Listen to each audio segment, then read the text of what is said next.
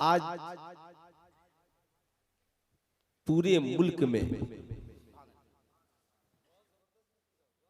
जो हमारी पोजीशन है, जो हमारी हालत है, इस वक्त इज्तिमाई तौर पर मुसलमानों को हर जगह एजुकेशन पॉइंट पे मजबूती से काम करने की जरूरत है। इदारा सिर्फ इदारा न रहे, यही इदारा हमारे लिए पार्ट टाइम स्कूल भी बने, ताकि हमारे बच्चे दूसरों के स्कूलों में जाकर बेराहवी के शिकार नहीं हो। हमारी बेटियां दूसरों के क्लास और दरसगाहों में पढ़ करके मुर्तद नहीं हो। हमारी बेटियां गैरों की फिक्र को अपनी जिंदगी में नहीं उतारे। इसका वाहिद जरिया है आप एजुकेशन पॉइंट को मजबूत करें। इस मुल्क में एक अजीब हवा चली है, जो जब चाहा जिसके खिलाफ चाहा बोल देता है, जैसी चाहता है तहरीक चलाता है। अब तो इस मुल्क में संविधान का कोई नामो निशान नहीं रह गया। ऐसे संविधान बदलता है जैसे भारत का नेता अपने जूते को बदलता है, वैसे इस मुल्क में संविधान बदलता है। जब एक बार इस मुल्क में बता दिया गया 1991 में कि भारत की आजादी से पहले जिसका जो धार्मिक स्थल था वो उसकी सूरत वही रहेगी, तो फिर बदलने की आवश्यकता क्यों पड़ रही है? जिसकी जो तबीयत करती है इस मुल्क में बोलता है। डॉक्टर इकबाल ने बहुत पहले कहा था, न संभलोगे तो मिट जाओगे ऐ हिंदी मुसलमानों, तुम्हारी दास्तां तक भी ना होगी दास्तानों में। आज उनसे लड़ने के लिए जलसे काफी नहीं है, जुलूस काफी नहीं है। आपने दिल्ली में प्रोटेस्ट करके देखा है, आपने सीने पे गोलियां खाकर भी देखी, आपने जेल जाकर भी देखा है। जरूरत है कि जहां पर वो खड़े हैं हमारे बच्चे भी वहां पे जाकर खड़े हो जाए। वहां खड़े होने के लिए तलवार की जरूरत नहीं है, बम बारूद की जरूरत नहीं है, बंदूक की जरूरत नहीं है। आपके अंदर तालीम की अच्छी क्वालिटी की जरूरत है। जिस दिन हमारी कौम के नौजवान बिरयानी खाकर और मोबाइल चलाकर रात को सोना बंद कर दें और अपनी सुबह को मैट्रिक पास इंटर पास करने के बाद दौड़ने में लगा दें, तो हमें किसी के रिवाल्वर छीनकर चलाने की जरूरत नहीं है। इतना दौड़ो कि ये हुकूमत खुद तुम्हारे हाथ में AK-47 देती हुई नजर आए। लेकिन हम दौड़ते कहां हैं? हम दौड़ते कहां हैं? आप ईमानदारी से बताएं। मैं आपसे पूछना चाहता हूं, ये क्या है? अरे जोर से बोलिए। मोबाइल। मोबाइल ये अच्छी चीज है या बुरी चीज है? दोनों जवाब हो सकता है। आप इसे अच्छी भी चीज कह सकते हैं, बुरी भी चीज कह सकते हैं। गौर से सुनिएगा, मैं किसी जाने वाले को कहूंगा भी नहीं कि आप चले आइए, और मोहम्मद अली फैजी साहब जब तक है तो किसी को कहने की भी जरूरत नहीं है कि चले जाइए।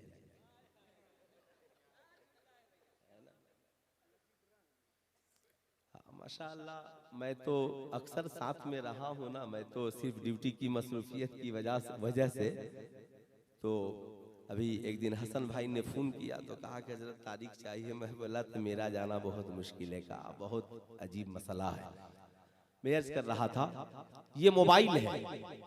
एक नौजवान ने मोबाइल इसलिए खरीद लिया कि मैं विदेश जाऊंगा, कमाऊंगा, फिर माँ से बात करने के लिए मोबाइल चाहिए, बीवी बाल बच्चों की खबरों खैरियत के लिए मोबाइल चाहिए, कुरान शरीफ कहां कहां लेकर घूमूंगा, चलो इसी मोबाइल में कंजुल ईमान डाउनलोड कर लूंगा। चलो गाने बहुत लोग सुनते हैं, मैं इसी मोबाइल में सरकार की नातें सुनूंगा, इसी मोबाइल में कुछ मसाइल की किताबें पढ़ लूंगा, उलमाए अहले सुन्नत की तकारीरें सुन लूंगा, मुफ्तियाने दीने मतीन की कुछ मसाइल जान लूंगा।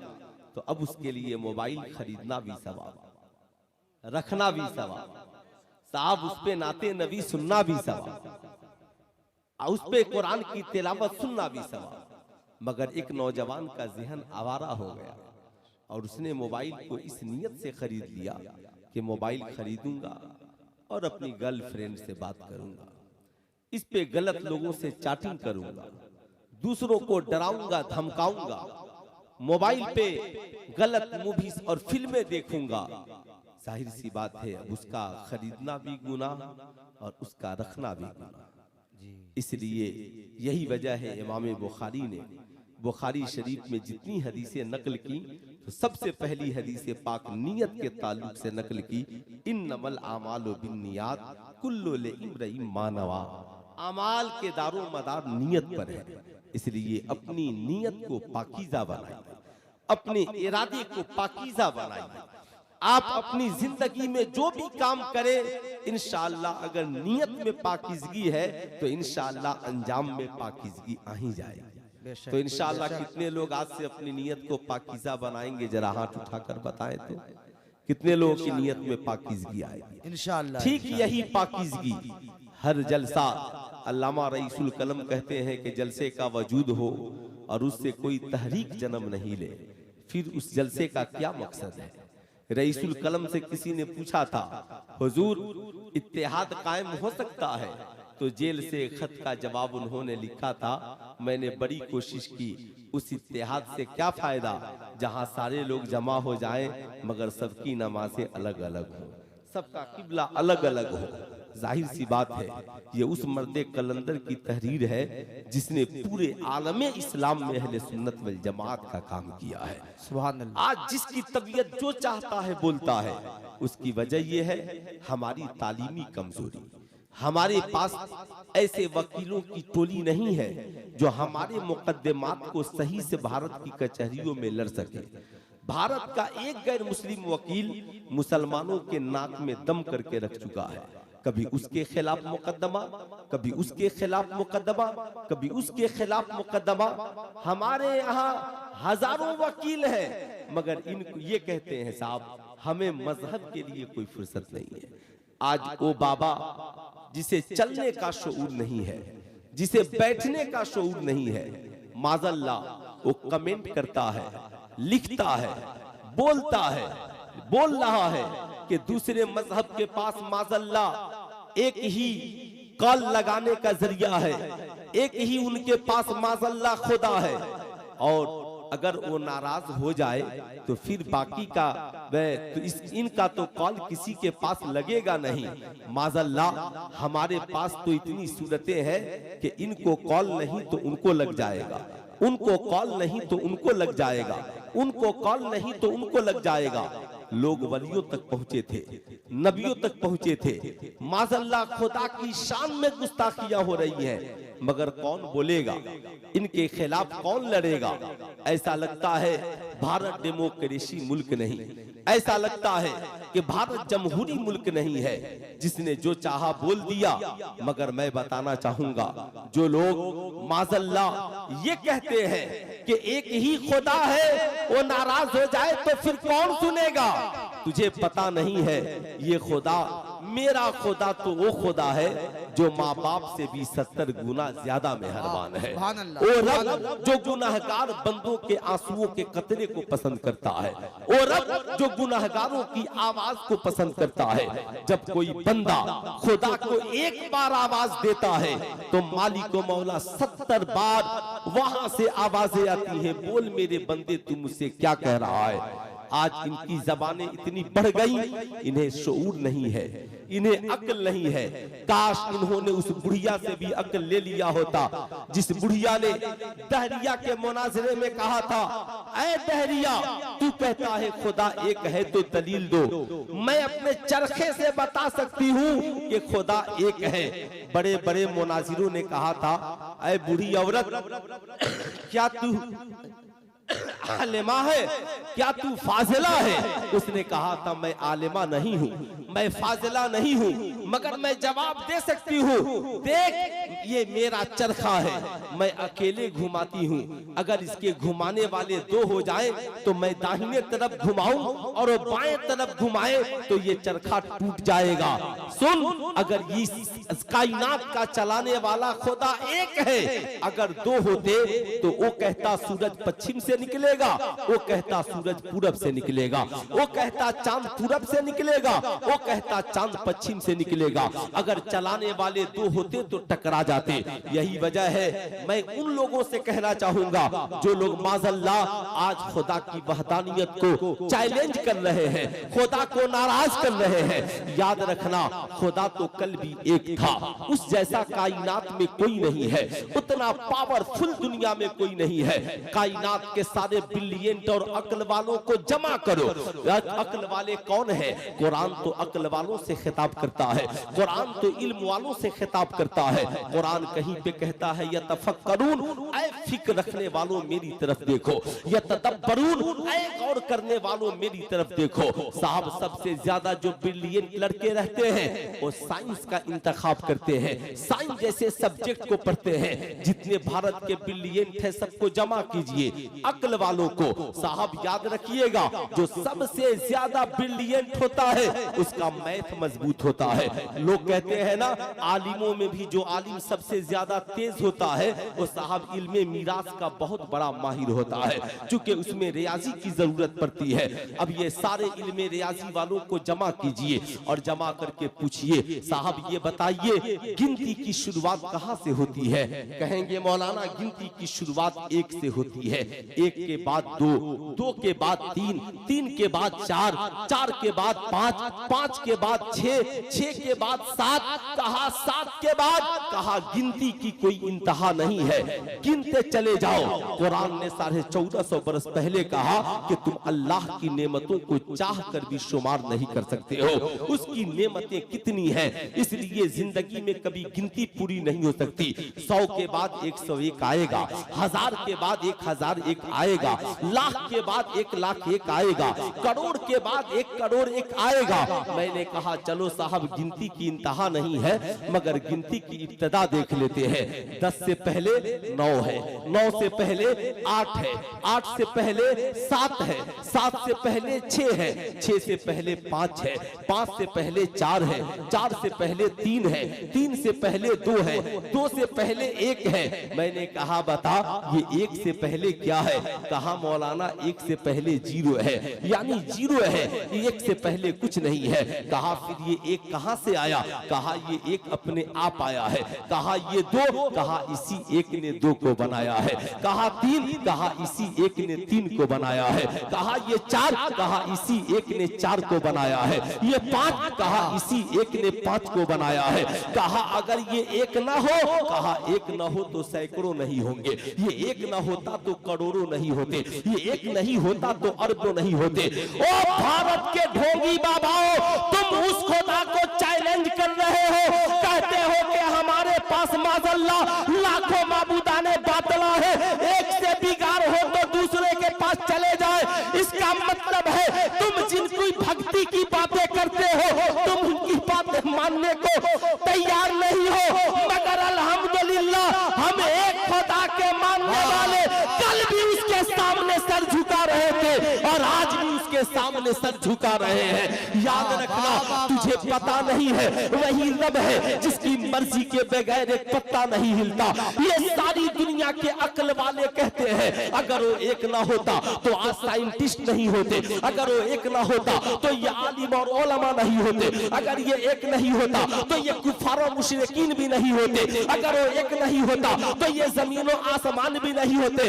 अरे उस खुदा की बात छोड़, उस खुदा ने इस जमीन पर अपने इतने दोस्तों को पैदा कर दिया कि साहब तुम उनसे तो टकरा करके देख लो। कभी तुमने ख्वाजा गरीब नवाज का दास्तान नहीं पढ़ा तो फिर से पढ़ लो, तुमने हुजूर हाफिजे मिल्लत की जिंदगी का मुताला नहीं किया फिर से कर लो, तुमने मखदूमा सिमना की जिंदगी का मुताला नहीं किया फिर से कर लो, तुमने आला हजरत की जिंदगी का मुताला नहीं किया फिर से कर लो।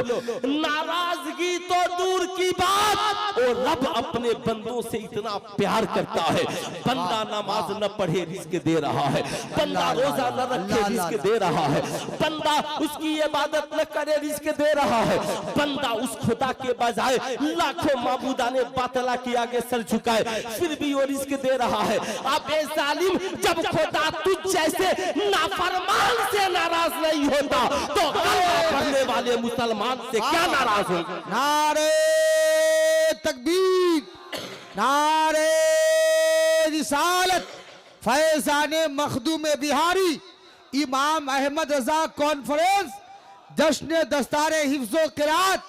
वाह माशाअल्लाह माशाअल्लाह। आज साहब इनकी हिम्मतें इतनी बढ़ गई कि गरीब नवाज के आस्ताने के ऊपर हमला आवर हो गए। इन्हें हमें ये संविधान याद दिलाते हैं, इन्हें संविधान याद करने की जरूरत है। ओ गरीब नवाज, अगर एक खराउन पड़ गया ना तो तेरी खोपड़ी उलट पलट जाएगी, उससे टकराने की कोशिश न करना, जिसके बारे में अल्लाह के नबी ने फरमाया, हदीस कुदसी है, मन आदली वलियन फकद आज़नतहु बिल हर्ब, जो किसी वली से दुश्मनी करेगा वो खुदा से दुश्मनी करेगा। याद रखना, ये ताकत हजरत ख्वाजा गरीब नवाज से टकराने का। अजीब इत्तेफाक है साहब, यहाँ ओथा नहीं था, फला ओथा नहीं था। मैं भी कहता हूँ, ओ भारत के ढोंगी लोगों, तुम कहते हो फला जगह हम थे आप नहीं थे, फला जगह हम थे आप नहीं थे। अरे इंसानियत का वजूद तो हजरत आदम अलैहिस्सलाम से है, और आदम अलैहिस्सलाम मुसलमान थे, इसलिए मैं भी कहता हूँ कि हम पहले थे। तुम जैसे पाखंडियों का भारत क्या पूरी दुनिया में कहीं पे वजूद नहीं। हक है, हक है। बताओ, पूरी दुनिया में कहीं वजूद नहीं था। लेकिन मैं अपनी कौम के नौजवानों से कहूंगा, मैं आपको जज्बात दिलाने नहीं आया हो कि आप उठिए और गोलियां चला दीजिए। मैं आपको ये जज्बात दिलाने के लिए नहीं आया हो आप उठिए और किसी के ऊपर बम बरसा दीजिए। याद रखिएगा, आज कुछ लोग साहब हमारी कौम की बेटियों की नकाब वाली तस्वीरें फेसबुक पर डाल रहे हैं और पत्थर उनके हाथ में है और दिखला रहे हैं कि ये भारत की हिंदू बेटी है जिसने लाखों पदक जीतकर इंडिया को दिए हैं। इतनी हिंदू बेटियों की फिक्र है तो भारत की उस पहलवान बेटी के बारे में क्या कहोगे जो मुसलमान नहीं थी, हिंदू थी, कई पदक जीतकर उसने भारत के नाम रोशन किए, मगर उसकी इज्जत लूटने वाला इंडिया में कौन था? क्या कोई मुसलमान था? क्या कोई कलमा पढ़ने वाला था? क्या कोई गरीब नवाज का मानने वाला था? नहीं, तुम्हारे ही लीडर थे जिन्होंने उस लड़की की इज्जत लूटी थी और दिल्ली के इंडिया गेट पर बैठकर अपनी इज्जत की गुहार लगाती रही, मगर उसे टांग कर पुलिस वालों ने फेंक दिया और उसकी एक सुनवाई नहीं हुई। मैं कहता हूं ये इस्लाम है, इस्लाम। पत्थर की बात करते हो, अरे हम तो उस नबी के मानने वाले हैं, पत्थर चलाने वाले को मुसलमान नहीं बल्कि नबी का किरदार देखो। पत्थर चलाना मुसलमानों का किरदार नहीं, ताइफ का मैदान है। मेरे नबी इस्लाम की तबलीग के लिए गए हैं, अल्लाह की वहदानियत की गुफ्तगू हो रही है। ऐ ताइफ के लोगों, कलमा पढ़ लो, सच्चाई के राह पे आ जाओ, करोड़ों माबूदाने बातिला को छोड़ दो, बदले में पत्थर चलाए जा रहे हैं। मुस्तफा करीम के नालैने मुबारक खून से भर गए हैं। सोचो जरा सा, जिस्म जख्मी है, चलने की सलाहियत सकत बाकी नहीं है। एक बागीचे में बैठ जाते हैं, इतने में फरिश्ते हाजिर होते हैं, कहते हैं या रसूल अल्लाह, अगर आपकी इजाजत हो जाए तो इस पहाड़ को उन पे पलट दिया जाए। या रसूल अल्लाह, आपकी इजाजत हो जाए तो इनको निस्तो नाबूद कर दिया जाए। सरकार कहते हैं नहीं नहीं, याद रखना, मैं इनके लिए बद्दुआ करने के लिए नहीं आया, बल्कि मैं तो इनकी हिदायत की दुआ करने के लिए आया हूँ। अल्लाह के नबी अर्ज़गुज़ार दुआ फरमाते हैं, मालिको मौला इन्हें हिदायत दे दे। ऐ लोगों, याद रखना, अल्लाह के नबी ने सहाबा से कहा था, ऐ सहाबा, तुम जिनके बारे में कह रहे हो, एक दिन आएगा इसी ताइफ के मैदान में माबूदाने बातिला का नाम लेने वाला कोई नहीं होगा, और ताइफ की जमीन पर अगर परचम लहराएगा तो मजहब इस्लाम का लहराएगा। ताइफ की जमीन पर वही हुआ, इसलिए याद रखना, पत्थर चलाना ये इस्लाम का किरदार नहीं, बल्कि पत्थर खाकर भी दुआएं देना ये मुस्तफा जाने रहमत का किरदार। वाह, सुभान अल्लाह, सुभान अल्लाह। नारे तकबीर, नारे रिसालत, इमाम अहमद रजा कॉन्फ्रेंस, जश्न दस्तारे हिफ्जो किरात फैजाने सरकारे सुरकाही। आमिना के लाल की सुन्नत है, इसलिए हमें न घबराओ। आज मुसलमान कह रहे हैं मौलाना साहब हालात बहुत खराब है। मैं कहता हूँ कितने हालात खराब है। क्या बेलाल हबशी ने जब इस्लाम कबूल किया उससे भी ज्यादा आज हालात खराब है? बताओ, क्या हजरत उमर इब्ने खत्ताब ने जब इस्लाम कबूल किया क्या उससे भी ज्यादा हालात खराब है? मैं आज पूछना चाहता हूँ, ईमानदारी से बताओ कितने लोग हैं जो इस्लाम से मोहब्बत करते हैं? जरा हाथ उठाइए। तो सारे लोगों को मोहब्बत है ना? अब हाथ नीचे रख लीजिए। इस्लाम से मोहब्बत है माशाअल्लाह। हमारे शोयरा इस्लाम भी पढ़ते हैं, इस्लाम रहेगा, इस्लाम रहेगा। लेकिन कैसे रहेगा? इस जलसे में जितने लोग नौजवानों के सरों पर टोपियां नहीं है, क्या किसी ने मना किया कि तुम टोपी पहनकर जलसे में मत जाना? आप फज्र की अजान होती है, आप मस्जिदों में नहीं जाते हो। क्या कोई आपके दरवाजे में ताला लगा कर रखा है कि तुम मस्जिदों तक मत जाना? आपके घरों में कुरान है मगर आप कुरान नहीं पढ़ते हो। क्या kiसी ने कहा कि कुरान की तिलावत की आवाज आएगी तो हम जाकर कोर्ट में मुकदमा दर्ज कर दें? आज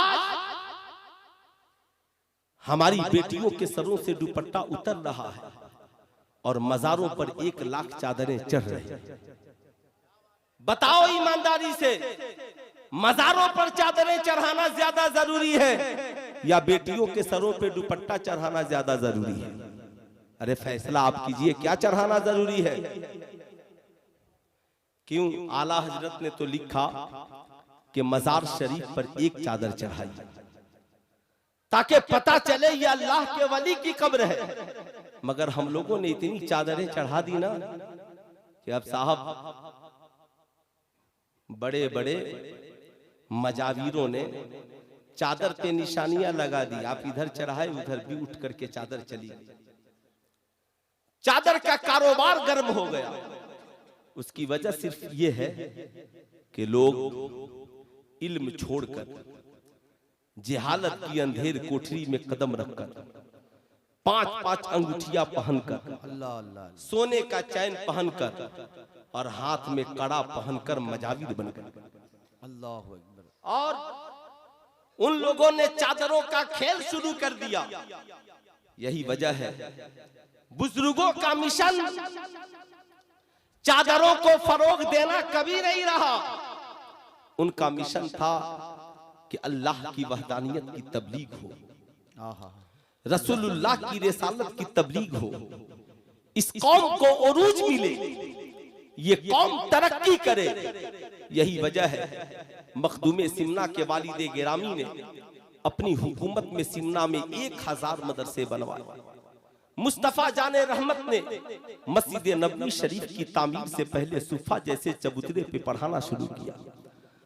हजरत ख्वाजा गरीब नवाज ने सबसे पहले दीनी तालीम देना शुरू किया। सरकार बड़े पीर दस्तगीर ने पूरी जिंदगी वहां के निजामिया में पढ़ाते रहे। आप आला हजरत की जिंदगी देखें, हाफिज मिल्लत की जिंदगी देखें, मुजाहिद मिल्लत की जिंदगी देखें। यार आज की रात में तो सबसे बड़ी फजीलत हुजूर हाफिज मिल्लत की जिंदगी देखें।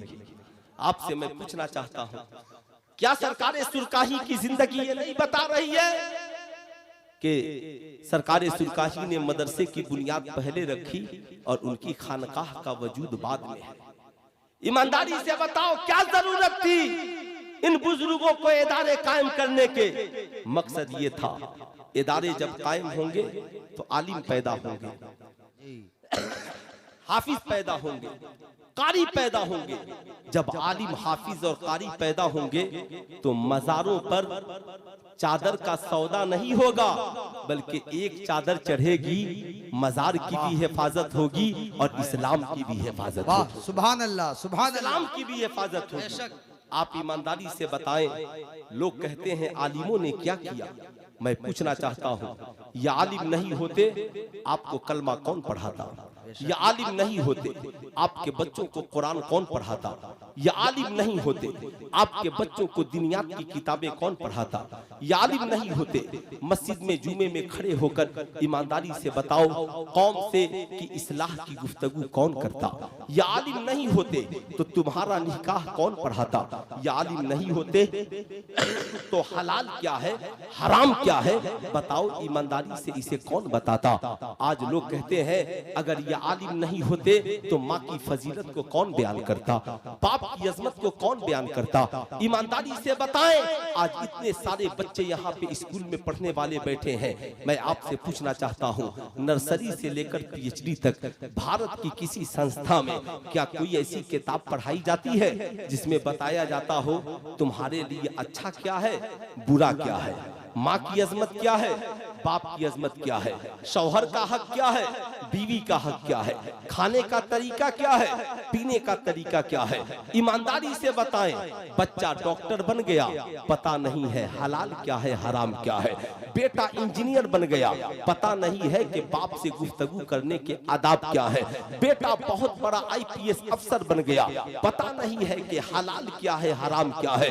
इसलिए सुल्तान रजा हमेशा कहता है मैट्रिक पास कर लेने से इंसान तालीम याफ्ता नहीं हो जाएगा, इंटर बीए एमए पास कर लेने से, डॉक्टर प्री की डिग्रियां हासिल कर लेने से इंसान डिग्री होल्डर इल्म वाला तो हो सकता है मगर उसकी जिंदगी में निखार तब आएगा जब उसकी जिंदगी में सीरत मुस्तफा आ जाए, उसकी जिंदगी में इनकलाब तब आएगा जब उसकी जिंदगी में सीरत मुस्तफा आ जाए। वरना एक डॉक्टर खड़े होकर शराब पिए लोग कहेंगे डॉक्टर है मगर शराबी है, एक इंजीनियर जुआ खेले लोग कहेंगे इंजीनियर है मगर जुआरी है, एक आईपीएस अफसर रिश्वत लेते पकड़ा जाए कहे बहुत बड़ा आईपीएस अफसर है मगर बहुत बड़ा घुसखोर और रिश्वतखोर है, इसलिए कि उसने डिग्रियां हासिल की है, हलाल क्या है हराम क्या है ये नहीं जाना मगर करम है अल्लाह रब्बुल इज्जत का कि उसने हमें इस्लाम जैसा मजहब अता किया है, मुस्तफा जाने रहमत जैसा पैगंबर अता किया है, कुरान जैसी किताब अता किया ताकि मेरे बंदे नबी की जिंदगी को पढ़कर अपनी जिंदगी को सवाल ले, कुरान को पढ़कर हलाल और हराम को जान ले। याद रखिएगा ईमानदारी से बताएं इस्लाम वो प्यारा मजहब है जिसने सबसे पहले ऐलान किया तलबुल इल्म फरीज़तुन अला कुल्ले मुस्लिमिन व मुस्लिमा, इल्म हासिल करना हर मुसलमान मर्द औरत पर फर्ज है मगर इससे मुराद मैट्रिक की डिग्रियां नहीं है, इससे मुराद इंटर की डिग्रियां नहीं है, इससे मुराद बीए की डिग्रियां नहीं है, बल्कि इससे मुराद ये है एक इंसान पैदा हो तो उसे पता हो इबादत किसकी करनी है, रिसालत का इकरार किसके लिए करना है, उसे पता हो हमारा ईमान अकीदा क्या है, उसे पता हो नमाज का तरीका रोजे का तरीका क्या है, उसे पता हो तहारत गुस्ल और वजू के मसाइल और पाकी के मसाइल क्या है। वो मुसलमान हो तो इतना पता हो समाज में क्या हलाल है और क्या हराम है, अमीर है तो ज़कात के मसाइल, अमीर है तो हज के मसाइल, इतना जानना हर मुसलमान के लिए जरूरी है। मर्द हो औरत हो बच्चा हो बूढ़ा हो जवान हो इंजीनियर हो डॉक्टर हो प्रोफेसर हो, यही वजह है आपने देखा होगा इल्म के हिसाब से समाज में सबको इज्जत मिलती है। आज लोग कहते हैं मौलाना हमें इज्जत चाहिए, हमें समाज में वकार चाहिए, हमें समाज में रिस्पेक्ट चाहिए, किसी को साहब हसद जलन करने की जरूरत नहीं है। मौलाना अब्दुल सलाम साहब बहुत तरक्की कर गए हम हसद करने लगे, मौलाना इर्तिजा कमाल अशरफ साहब तरक्की कर गए हम हसद करने लगे। नहीं नहीं हसद न करे रश्क करे। आप ये सोचे मालिक मौला तूने उनको तरक्की दी है मुझे भी उनके जैसा आलिम बना दे, मौला तूने फला साहब को हाजी बना दिया मौला मुझे भी उनके पीछे पीछे मक्का और मदीना बोला दे, फला साहब को मालिक मौला तूने आलिम बना दिया हमें भी उनके सदके में आलिम दीन बना दे। याद रखिएगा मगर आज जो लोग जबरदस्ती बराबरी करना चाहते हैं, एक बात याद रखिए समाज में कोई चाह कर भी इज्जत नहीं पा सकता और ना ही चाह कर किसी की इज्जत को घटा सकता है। अल्लाह जिसे चाहता है इज्जत से नवाजता है, जिसे चाहता है जिल्लत अता कर दे, ये उसकी मर्जी है। रब के फैसले पर राजी रहिए, कोशिश करते रहिए मगर समाज में इज्जत का एक ही जरिया है। कुरान कहता है उतुल इल्मा दर्जात, जो पढ़ेगा अल्लाह उसके रुतबे को बढ़ा देगा, जो पढ़ेगा अल्लाह उसकी अजमत में इजाफा कर देगा। आपने देखा होगा डॉक्टर अपने इल्म के मुताबिक इज्जत पाता है, इंजीनियर अपने इल्म के मुताबिक, प्रोफेसर अपने इल्म के मुताबिक, आलिम अपने इल्म के मुताबिक, हाफिज अपने इल्म के मुताबिक, समाज में सारे लोग अपने अपने उलूम के मुताबिक इज्जत पाते हैं। लेकिन आपने ऐसा नहीं देखा होगा कि एक शख्स डॉक्टर हो और इंजीनियर के पीछे हाथ बांधकर खड़ा हो, इंजीनियर हो प्रोफेसर के पीछे हाथ बांधकर खड़ा हो, प्रोफेसर हो साइंटिस्ट के पीछे हाथ बांधकर खड़ा हो। नहीं साहब, दुनियावी तालीम में कोई किसी के पीछे हाथ बांधकर खड़ा नहीं होता।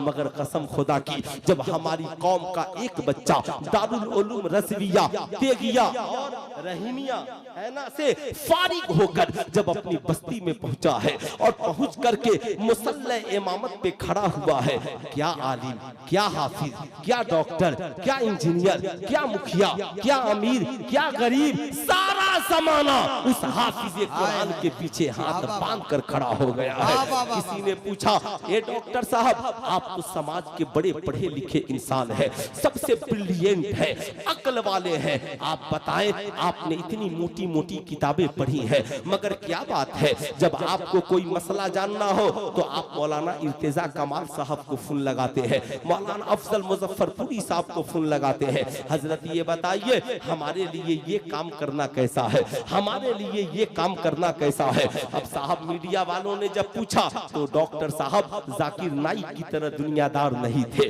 जिनका लिबास नहीं बदला हो बल्कि उनका दिल भी बदला था, लिबास भी बदला था। डॉक्टर साहब ने कहा, जानते हो मीडिया वालों, मैं डॉक्टर जरूर हूँ मगर मेरा जमीर मुर्दा नहीं है। सुनो, हम डॉक्टर, इंजीनियर, प्रोफेसर, समाज में तुम हमें इज्जत भरी निगाहों से देखते हो, मगर हम अपने आलिम को देखकर खड़े हो जाते हैं, हम अपने आलिम का इस्तकबाल करते हैं, हम अपने हुफ़ाज़े किराम की इज्जत करते हैं। कहा इस इज्जत की क्या वजह हो सकती है? कहा इसकी इज्जत की सिर्फ एक वजह है। कहा वो वजह ये है, हम डॉक्टर बने हैं, हम इंजीनियर बने हैं, हम प्रोफेसर बने हैं, हम दुनिया के इंसानों की लिखी हुई किताबों को पढ़कर डॉक्टर बने हैं, और जो आलिम बना है वो अल्लाह की नाजिल करदा किताब कुरान अजीम को पढ़कर आलिम बना है, जो अल्लाह के नबी की हदीस को पढ़कर आलिम बना है, जो हाफिज बना है वो कुरान के सीने को, कुरान को अपने सीने में महफूज करके हाफिज बना है। सुनो, जिस आलिम की हम इज्जत करते हैं वो मुझसे आंख की हुस्न की वजह से बड़ा नहीं है, मुझसे दौलत की वजह से बड़ा नहीं है, मुझसे हुस्न जमाल की वजह से बड़ा नहीं है, मुझसे हस्बो नसब की वजह से बड़ा नहीं है, बल्कि कुरान की तालीम ने उसे ऊंचा बना दिया है, कुरान की तालीम ने उसे आला बना दिया है, कुरान की तालीम ने उसके रुतबे को बढ़ा दिया है। आज मैं अपनी कौम के नौजवानों से पूछना चाहता हूँ, साहब सिलेबस के हिसाब से इंडिया में पढ़ाई होती है, आप ईमानदारी से बताएं जितनी सिलेबस की किताबें चलती हैं, मैट्रिक के लिए सिलेबस अलग है, इंटर के लिए सिलेबस अलग है, बीए के लिए अलग है, इंजीनियरिंग के लिए अलग है, डॉक्टर के लिए अलग है। ऐसा आपने देखा है डॉक्टर इंजीनियर की किताब पढ़ रहा हो, इंजीनियर प्रोफेसर की किताब पढ़ रहा हो, प्रोफेसर साइंटिस्ट की किताबें पढ़ रहे हो, मैट्रिक का बच्चा इंटर की किताब पढ़ रहा हो, इंटर का बच्चा बीए की किताब पढ़ रहा हो, साहब 5 क्लास के बच्चे मैट्रिक की किताबें पढ़े? ऐसा नहीं होता, जिसका जो सिलेबस है उसी किताब को पढ़ता है। लेकिन दुनिया में अल्लाह ने एक ऐसी किताब को नासिल किया, अल्हम्दुलिल्लाह, जिसे देखो उस किताब को पढ़ रहा है, डॉक्टर भी उस किताब को पढ़ रहा है, इंजीनियर भी उस किताब को पढ़ रहा है, प्रोफेसर भी उस किताब को पढ़ रहा है, आलिम भी उस किताब को पढ़ रहा है, पीर भी उस किताब को पढ़ रहा है, मुरीद भी उस किताब को पढ़ रहा है, इमाम भी उस किताब को पढ़ रहा है, मुक्तदी भी उस किताब को पढ़ रहा है, बाप भी उस किताब को पढ़ रहा है, माँ भी उस किताब को पढ़ रही है, अमीर भी उस किताब को पढ़ रहा है, गरीब भी उस किताब को पढ़ रहा है। जानते हो उसी किताब को कुरान अजीम कहा जाता है। सुभान अल्लाह। किताब का क्या नाम है? पूरा मजमा हाथ उठाकर बोल दे, क्या नाम है? कुरान। जरा जोर से बोले, क्या नाम है? कुरान। कितने लोगों के घरों में कुरान है? जरा हाथ उठाइए। माशाअल्लाह, सबके घरों में कुरान है। क्या बात है। अगर आपके घर में कुरान है तो दुनिया की बहुत बड़ी दौलत आपके घर में है, लेकिन मैं आपसे पूछना चाहता हूँ, ईमानदारी से बताएं, कुरान सिर्फ रखने से काम चलेगा या कुरान को पढ़ने की जरूरत है, कुरान पे अमल करने की जरूरत है? आज कितने मुसलमान हैं जो कुरान को उतार कर कंजुल ईमान की शक्ल में पढ़ते हैं? मैं आपसे कहूंगा, जब कुरान रखिए तो कंजुल ईमान रखिए। इसलिए कुरान का तर्जमा कंजुल ईमान अगर आपके पास है, आप जितनी आयतें पढ़ेंगे कभी गुमराह नहीं होंगे, बल्कि हिदायत तक पहुंच जाएंगे। इसलिए कंजुल ईमान रखिए। मैं आपसे पूछना चाहता हूं, किताब एक है, मैट्रिक का बच्चा भी पढ़ रहा है, इंटर का बच्चा भी पढ़ रहा है। मैंने डॉक्टर साहब से कहा, डॉक्टर साहब आप कुरान क्यों पढ़ रहे हैं? कहा मौलाना नहीं मालूम है, कुरान ने रिसर्च का दरवाजा खोल दिया है। सबसे पहले जिसने इंसान की तख्लीक पे गुफ्तगू की वो कुरान है, जिसने कहा खुलिकल इंसान मिम्मा इन दाफिक, हमने इंसान को उछलते हुए पानी से पैदा किया है। यखरुजु बैन सुल्बे व तराई, जो मर्द के रीढ़ की हड्डी से और औरत के सीने के दरमियान से निकलता है। ये कुरान है जो रिसर्च का दरवाजा खोल रहा है। मैंने देखा साइंटिस्ट कुरान पढ़ रहे हैं।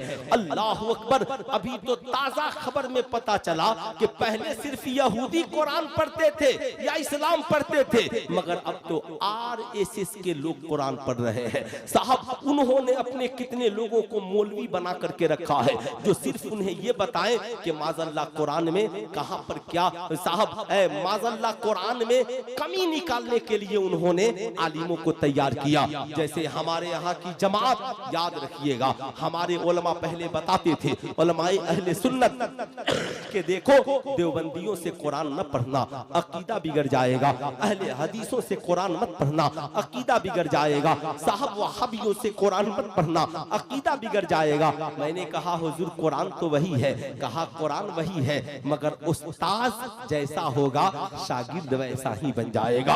करम है अल्लाह का जिसने हमें इमाम अहमद रजा जैसा अजीम इमाम अता किया और उन्होंने कुरान का तर्जमा कंजुल ईमान हमें अता किया।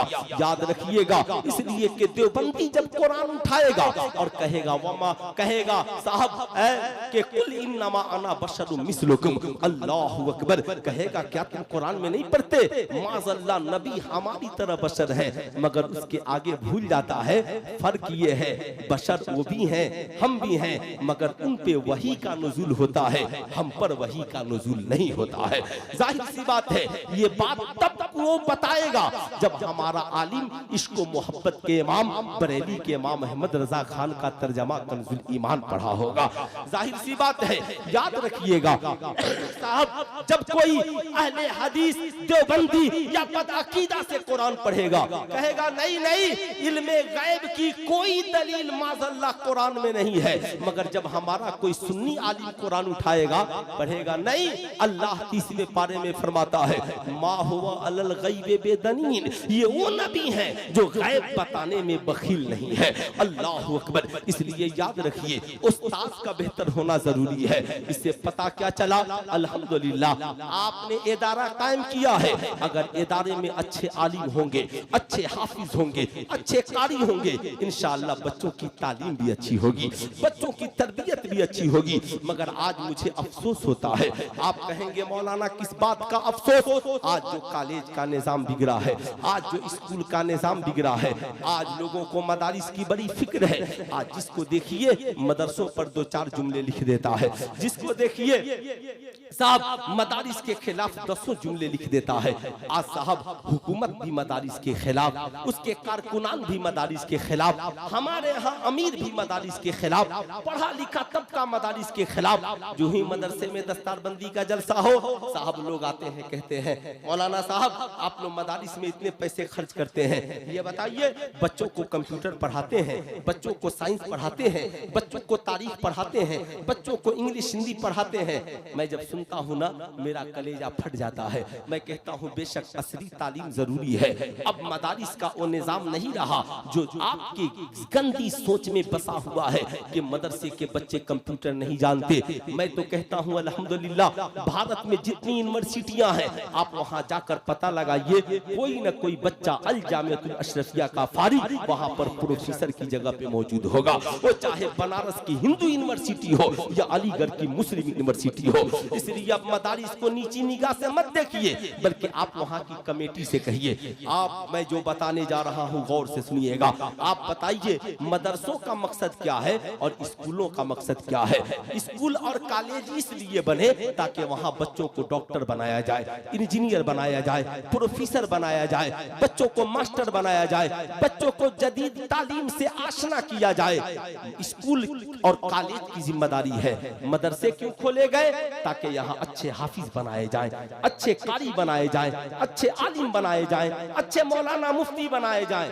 ईमानदारी से बताइए, समाज में अगर अच्छे डॉक्टर की जरूरत है, अच्छे इंजीनियर की जरूरत है, अच्छे प्रोफेसर की जरूरत है, अच्छे वकील की जरूरत है, जज की जरूरत है, IPS अफसर की जरूरत है, तो समाज को अच्छा बनाने के लिए अच्छे आलिम की जरूरत है कि नहीं? बेशक बेशक। अरे बोलिए हाथ उठाकर, अच्छे आलिम की जरूरत है कि नहीं है? बेशक। अच्छे मुफ्ती की जरूरत है कि नहीं है? आप ईमानदारी से बताइए, मुझे अगर जिस्म बीमार हो तो आप कहते हो मौलाना साहब अच्छा डॉक्टर बताइए, चाहे जितना फी लगे, महंगा इलाज हो, हम इलाज वही कराएंगे। बोलिए कराते हैं कि नहीं कराते हैं? कराते हैं ना। मुजफ्फरपुर का कोई बहुत बड़ा डॉक्टर है और साहब एक गरीब आदमी भी हो ना तो चंदा करके इलाज कराता है। मैं आपसे पूछना चाहता हूँ, जिस्म बीमार हो तो महंगे डॉक्टर का इंतखाब करते हो। आज पूरा समाज बीमार है, माशरा बीमार है, बेटियों की रूह बीमार है, औरतों की रूह बीमार है, किरदारों कैरेक्टर बीमार है। आप इसके इलाज के लिए अच्छे आलिम का इंतखाब क्यों नहीं करते हो? अच्छे इमाम का इंतखाब क्यों नहीं करते?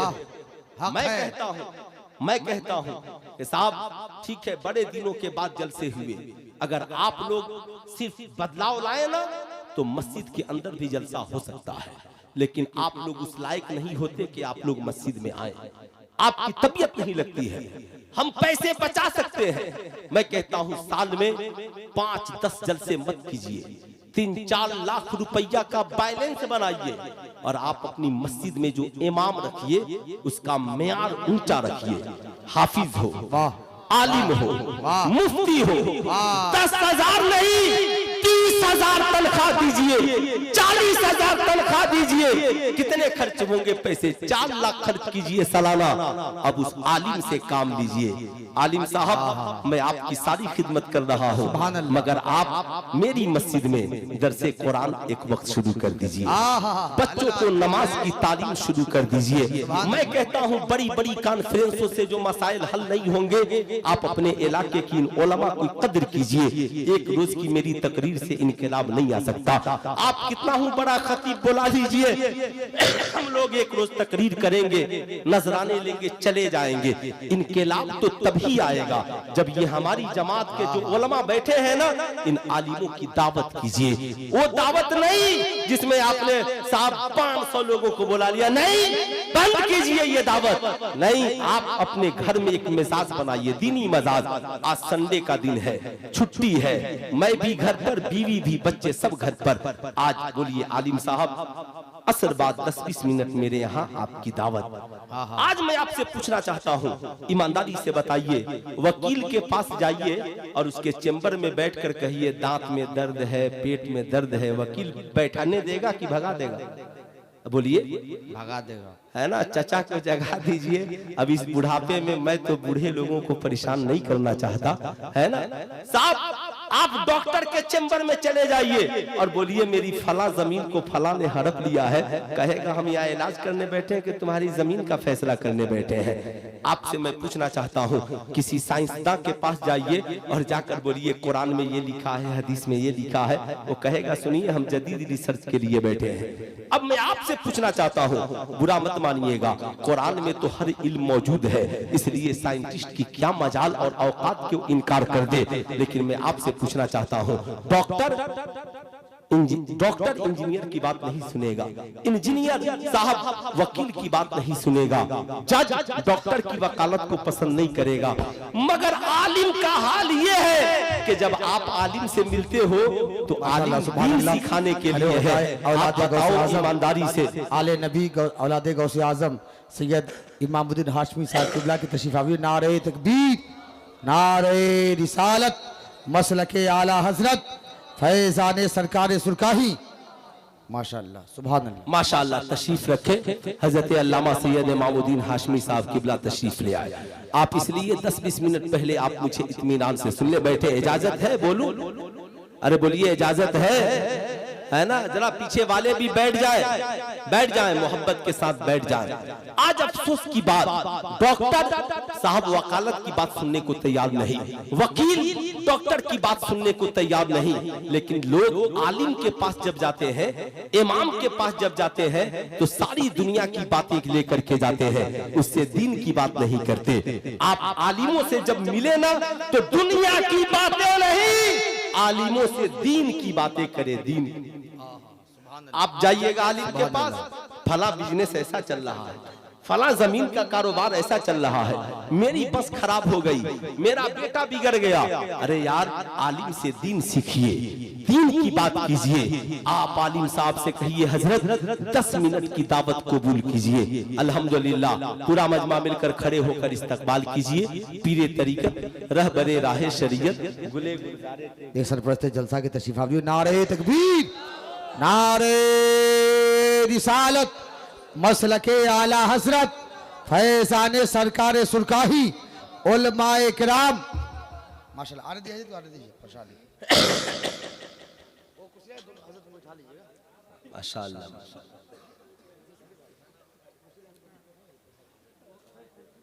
अस्सलाम वालेकुम। हाँ, ले आइए, ज्वाइंट ले आइए।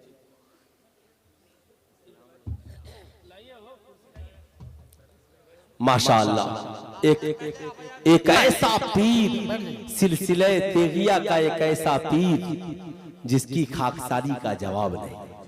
माशाअल्लाह, पूरी जिंदगी मसलके आला हजरत की तबलीग करते रहे, सिलसिले तेगिया के नशर साथ का काम करते रहे। अल्लामा फूल हसन साहब किबला तेगी दामत बरकातहू लालिया वल कुद्सिया। माशाअल्लाह। सुने तो मैं अर्ज कर रहा था कि आप डॉक्टर से दूसरी बात नहीं, इंजीनियर से दूसरी बात नहीं कर सकते, लेकिन आप लोग जब आलिम से मुलाकात होती है तो आप आलिम से बीवी की बात, बच्चों की बात, जमीन की बात, तिजारत की बात, उनसे दीन की बात क्यों नहीं करते? आप क्यों नहीं कहते हजरत ईमान क्या है, अकीदा क्या है, बताएं नमाज का तरीका क्या है, वज़ू का तरीका क्या है, ज़कात के मसाइल क्या है, बीवी का हक क्या है, बेटे की तरबियत का इस्लाम ने क्या तस्वूर दिया। इसलिए मैं आपसे कहूंगा, एक रात के जलसे में सारे मसाइल बयान नहीं हो सकते, लेकिन आपकी जिंदगी में इनकलाब आ सकता है जब आप हमारी जमात के इन आलिमों की कदर करें। कुरान ने कहा फस्अलू अहल ज़िक्र इन कुंतुम ला तालमून, अगर तुम नहीं जानते हो तो जानने वालों से पूछो। आप अपनी जमात के आलिम को बुलाएं, हुजूर चाय पर तशरीफ ले आए। आलिम दिन जब तशरीफ ले गए, औरतों को पर्दे में बैठा दे, मर्द हजरात इधर बैठ जाए, ज्यादा कोई हंगामा नहीं। हुजूर आज मैंने आपको इसलिए बुलाया है ताकि मेरे बच्चों को वुजू का तरीका सिखा दीजिए, मेरे बच्चों को गुस्ल का तरीका बता दीजिए, मेरे घर की औरतों को पर्दा कैसे करना है, दुपट्टा कैसे ओढ़ना है ये बता दीजिए। किसी दिन बुला लिया, कहा कि बहू का सास ससुर पर क्या हक है और सास ससुर का बहू पर क्या हक, हजरत ये बता दीजिए। अगर आपने ये मुख्तसर प्रोग्राम सिर्फ अपने घर के लिए इन आलिमों को बुलाकर शुरू कर दिया और आपको जो नजराने बनते हैं, साहब डॉक्टर को फी देते हैं कि नहीं देते हैं, इंजीनियर को फी देते हैं कि नहीं देते हैं, वकील को फी देते हैं कि नहीं देते हैं, मगर हमारा आलिम डिमांड नहीं करेगा, आप उससे जो मुसाफा करें, इंशाअल्लाह जरूर करें। आप देख लें, अगर आपने महीने में साहब साल में अगर 5 बार बुला लिया तो मैं कहता हूं कि 5 मुश्किल मसाइल आपके घरों के हल हो जाएंगे। इसे आप अपनी जिंदगी में शामिल कीजिए, वरना लाखों मीलाद की महफिलें कराइएगा, सिर्फ साहब हू हल्ला हंगामा या जो करना होगा आप कीजिएगा। याद रखिएगा, मैं हमेशा कहता था और आज भी कह रहा हूं, हम लोग मिलाद मनाने वाले हैं।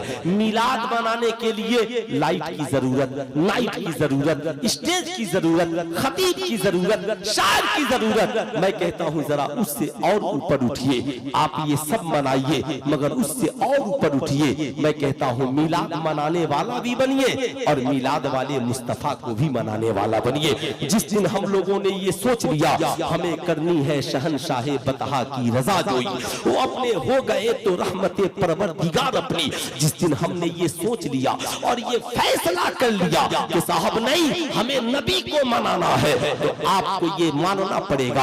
आप बताएं ईमानदारी से, बाप को मनाने के लिए क्या करते हैं? बाप को जो पसंद हो करते हैं, बाप को जो पसंद नहीं वो नहीं करते।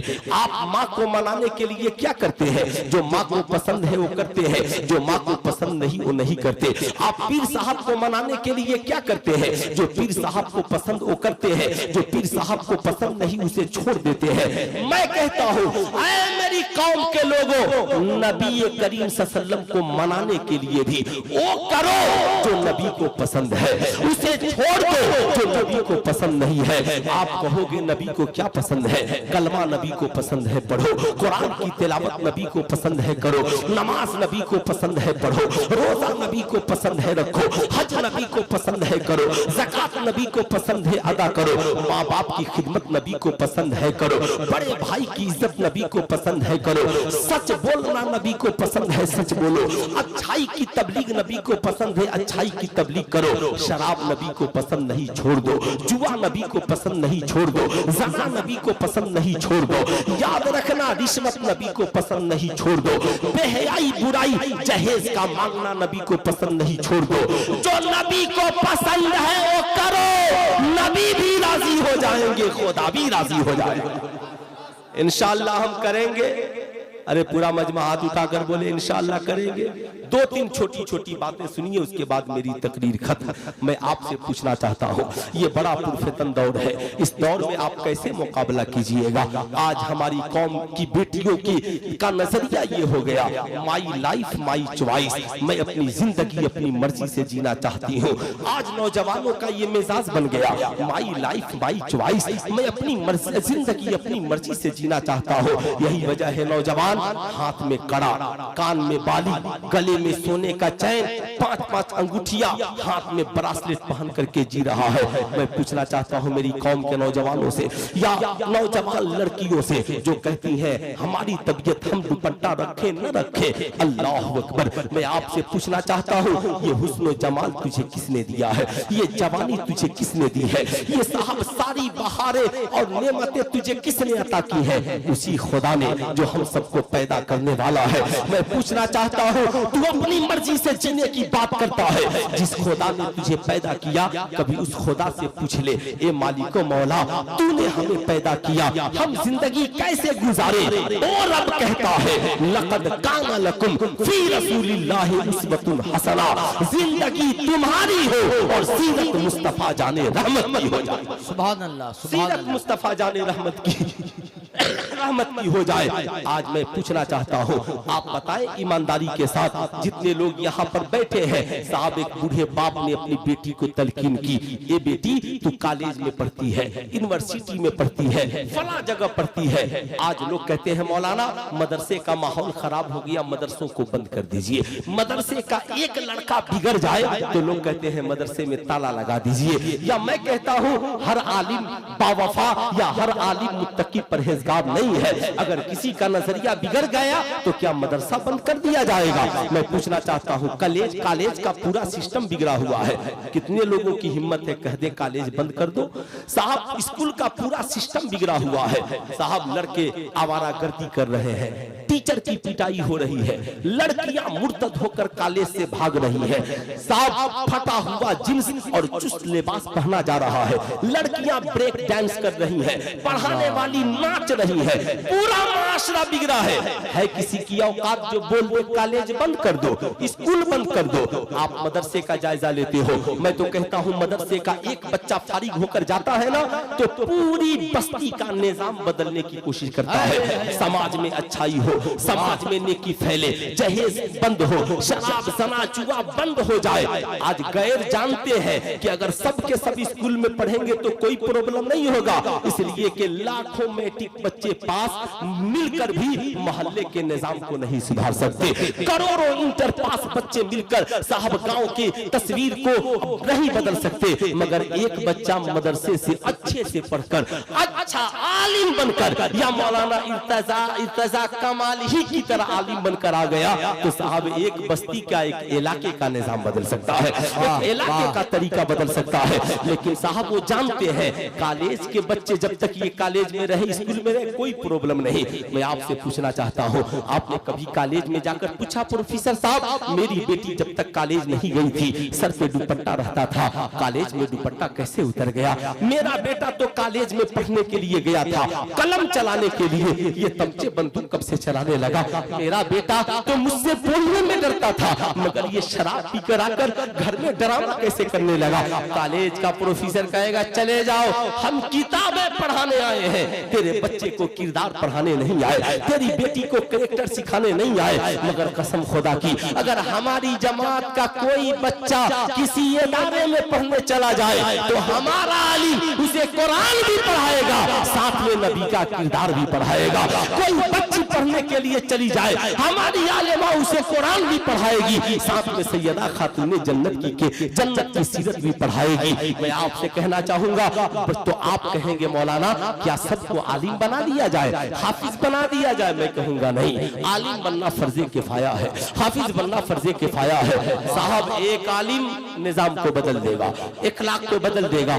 करना क्या है, सबको इतनी सलाहियत हो, इतना इल्म हो, वो जाने हलाल क्या हराम क्या, अच्छा क्या बुरा क्या। आप कहेंगे फिर कैसे निजाम बदले? ये जो आपका इदारा चल रहा है दारुल उलूम रज़विया तेगिया और हलीमिया, इतना बड़ा नाम है हलीमिया, अल्लाहु अकबर। साहब रहीमिया है ना, दारुल उलूम रज़विया तेगिया रहीमिया, जो भी नाम हो, इतना बड़ा दारुल उलूम आप चला रहे हैं। इस दारुल उलूम के निजाम को बदलिए, हाफिज बनाइए, आलिम बनाइए, सब बनाइए, लेकिन अपने स्कूल के बच्चे बच्चियों के मुस्तकबिल के लिए, ताकि हर बच्ची बाहिजाब हो, हर लड़का बाहया हो जाए, हर लड़का माँ बाप का वफादार हो। साहब स्कूल में बच्चे 6 साल के बाद पढ़ने जाते हैं, 3 साल नर्सरी LKG UKG के साथ इसी मदरसे में बच्चों को बुनियादी तालीम दीजिए, ताकि स्कूल में जाने से पहले बच्चे यहीं पर इन उलमा की निगरानी में एक मास्टर भी रख दीजिए, ताकि बच्चे 1 से 100 क से गया, अलिफ से या, सारी बातें यहाँ पढ़ कर जाएं। हमारा आलिम से इसी मदरसे में 3 साल में बता देगा, नमाज रोजा कलमा साथ में बताएगा, शराब पीना हराम, जुआ खेलना हराम, जना हराम, लड़कियों को बताएगा हया किसे कहते हैं। जाहिर सी बात है, अब हमारे बच्चे बच्चियां जब यहाँ से स्कूल जाएंगे, कोई कॉलेज का आवारा लड़का कहेगा चल शराब पीते हैं, कहेगा ना, बचपन में मौलवी साहब ने दारुल उलूम में पढ़ाया था शराब पीना हराम है, मैं पानी तो पी सकता हूँ मगर कभी शराब नहीं पी सकता। हमारी जमात की कोई लड़की कॉलेज में पढ़ने जाएगी, कोई आवारा लड़का कलाई पकड़ेगा, कहेगा जालिम हट जा, आलिम साहब ने बताया था लाखों करोड़ों डिग्रियां एक तरफ और अल हया शोबतुम मिनल ईमान, हया ईमान का हिस्सा है, ये इज्जत और आबरू की जिंदगी एक तरफ। इसलिए साहब इन मदारिस हर हाल में आप मजबूत कीजिए, इन मदारिस को हर हाल में आप मजबूत कीजिए। जहां मदारिस मजबूत नहीं हुए, इसलिए आज आप उत्तर प्रदेश मुंबई में ऐसे हजारों मदरसे हैं जहां मदरसे भी हैं, पार्ट टाइम स्कूल भी है। अगर उसी निजाम सिस्टम को, उसी कमेटी को आपने मजबूत किया तो इंशाअल्लाह दुनिया भी हसीन और आखिरत भी हसीन। इसलिए समाज में इज्जत की सिर्फ एक राह है, उतुल इल्मा दर्जात, जो इल्म हासिल करेगा खुदा उसके रुतबे को बढ़ा देगा। अल्लाह रब्बुल इज्जत की बारगाह में दुआ है, मौला इस इदारे को, यहाँ के अराकीन को, ये जुमला हुफाज़े किराम को सबको सलामत रखे। फारिग होने वाले हुफाज़े किराम को मौला बाअमल बना दे। पूरा मजमा मिलकर पढ़ लीजिए अस्तगफिरुल्लाह रब्बी मिन कुल्ली ज़ंबी व अतूबु इलैहि। पढ़ लीजिए ला इलाहा इल्लल्लाह मुहम्मदुर रसूलुल्लाह सल्लल्लाहु अलैहि वसल्लम। अस्सलामु अलैकुम।